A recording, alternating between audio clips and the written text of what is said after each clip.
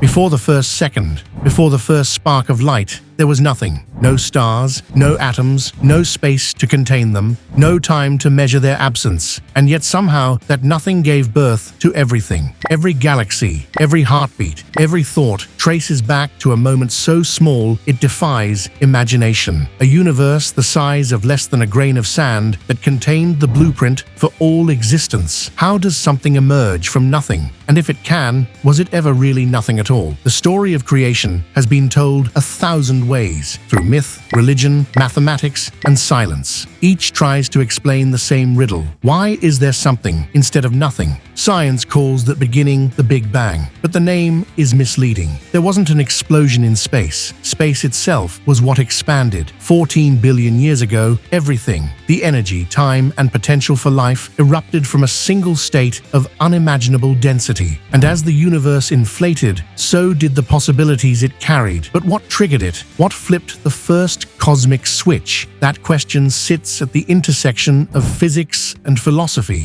where equations meet awe. To our minds, nothing means empty, a blank sheet, a void, an absence. But physics refuses to leave even nothing alone. In quantum theory, emptiness still seethes with activity. The vacuum isn't silent. It buzzes with particles flickering in and out of existence, borrowing energy from the void and repaying it in microseconds. This restless nothing is called vacuum energy, and it might be the reason something exists at all. According to one idea, the universe began as a quantum fluctuation, a tiny imbalance that refused to cancel itself out. Like a note sustained too long, it echoed, expanded, and became everything we know. In that sense, creation wasn't a miracle, it was a ripple in probability. If we could rewind the cosmic film back to the first frame, we'd reach what physicists call the Planck epoch, a moment so early that our laws of nature break down. Gravity, quantum mechanics, and space-time all merge into a single, unknown reality. Within less than a trillionth of a second, the universe inflated faster than light, a balloon of pure energy stretching itself into being. Temperature dropped, matter condensed, and forces separated. Gravity, electromagnetism, and the nuclear interactions that would one day build atoms, stars, and you. Everything that will ever exist was encoded in that chaotic expansion. The first galaxies formed from density ripples, quantum whispers scaled to cosmic size. In the noise of that creation, order began to hum its first note. Maybe the universe didn't need a cause, because it is the cause. Some physicists suggest that the total energy of everything is zero, positive energy of matter balanced perfectly by the negative energy of gravity, a cosmic checkbook that always adds to nothing. If that's true, the universe could emerge spontaneously, a self-creating loop,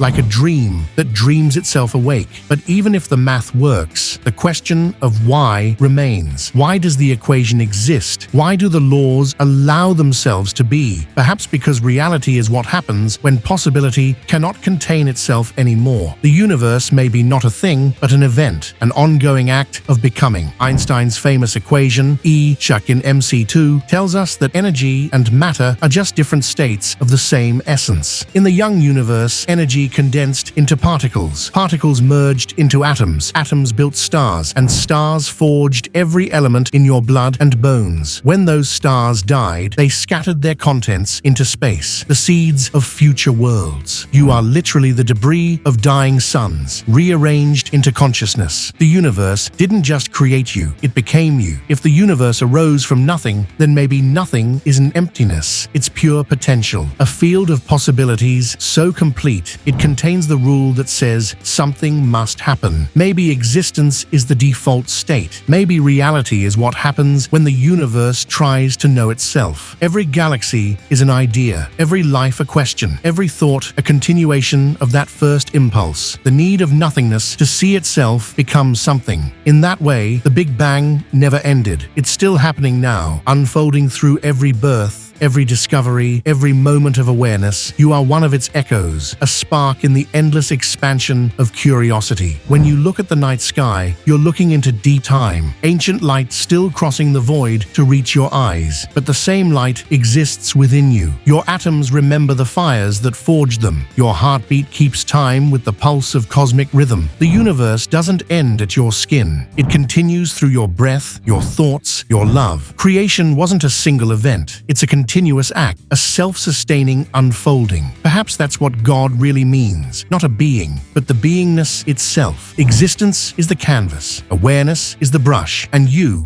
are the stroke still in motion. Someday, the stars will fade. Entropy will even the scales. The universe will cool into silence. But maybe that silence isn't the end, just the next beginning. Because if nothing can become something once, it can do it again. Maybe creation is a heartbeat, forever expanding, collapsing, and beginning anew. Maybe nothing is just the space between every cosmic breath. And if that's true, then nothing isn't empty. It's full of everything that's still waiting to be born.